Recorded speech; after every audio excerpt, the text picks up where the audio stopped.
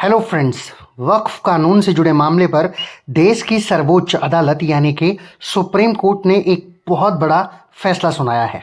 Supreme court ने वक्फ कानून के मामले में सरकार और मुस्लिम समुदाय के बीच संतुलन बनाने की एक कोशिश की है। सुप्रीम कोर्ट ने वक्फ कानून की धारा 3 और धारा 4 पर रोक लगा दी है। सुनवाई के बाद अदालत ने कहा कि हमारे पास पूरे कानून पर रोक लगाने का अधिकार नहीं है और सुप्रीम कोर्ट ने कहा कि यह फैसला कानून की संवैधानिकता पर नहीं है।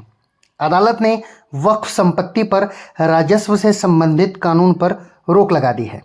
साथ ही वक्फ बोर्ड के जो 11 मेंबर्स होंगे उनमें 3 से अधिक गैर मुस्लिम सदस्य न हो, ये भी सुप्रीम कोर्ट ने कहा है। यानी कि कुल 11 सदस्य में 3 सदस्य ऐसे होंगे जो गैर मुस्लिम होंगे और वक्फ बोर्ड का CEO जहां तक संभव हो वो मुस्लिम समुदाय से ही हो, ऐसा भी सुप्रीम कोर्ट ने कहा है। लेकिन गैर मुस्लिम CEO बनाने पर रोक बिल्कुल नहीं लगाई है। मुख्य न्यायाधीश की अध्यक्षता वाली सुप्रीम कोर्ट की 3 जजों की बेंच ने धारा 3 क्लोज R, धारा 2 क्लोज C, धारा 3 क्लोज C और 23 पर रोक लगाने का आदेश पारित किया है। क्या क्या इन धाराओं में है वो मैं वीडियो के एंड में आपको बताने वाला हूं।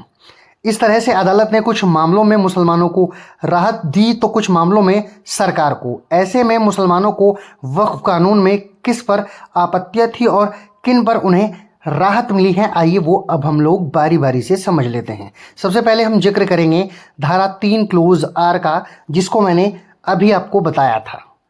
धारा 3 क्लोज R में ये शर्त है कि किसी व्यक्ति को वक्फ बनाने के लिए कम से कम 5 सालों तक इस्लाम का अनुयायी होना चाहिए। अदालत ने कहा कि जब तक नियम नहीं बनते हैं ये शर्त मनमानी हो सकती है और ये शर्त स्थगित रहेगी। कोर्ट ने उस पर वक्फ करने की 5 साल की लिमिट पर कुल मिलाकर रोक लगा दी है। अब समझते हैं धारा 2C को कि धारा 2C का उपबंध क्या है।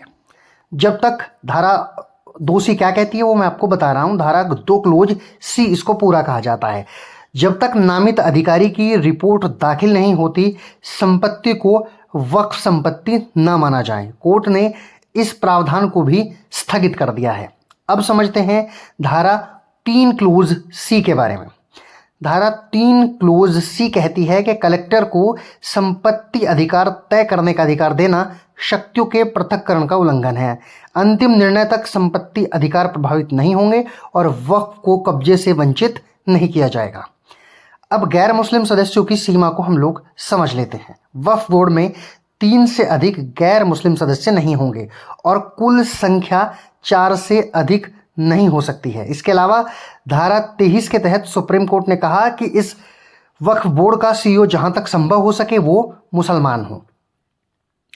वक्फ जमीनों को लेकर जो पुराना कानून था वे कहता था कि अगर कोई जमीन लंबे समय से वक्फ द्वारा ही इस्तेमाल की जा रही है तो उसे वक्फ का माना जा सकता है।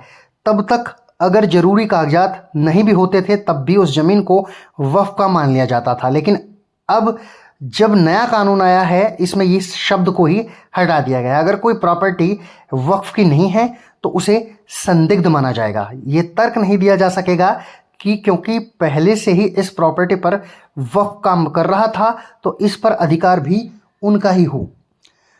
मुस्लिम समुदाय वक्फ बाय यूज को बनाए रखने के पक्ष में था, जिसके लिए वक्फ कानून में रोक लगाने की लगातार मांग कर रहा था। कोर्ट ने इस पर कोई बदलाव नहीं किया है।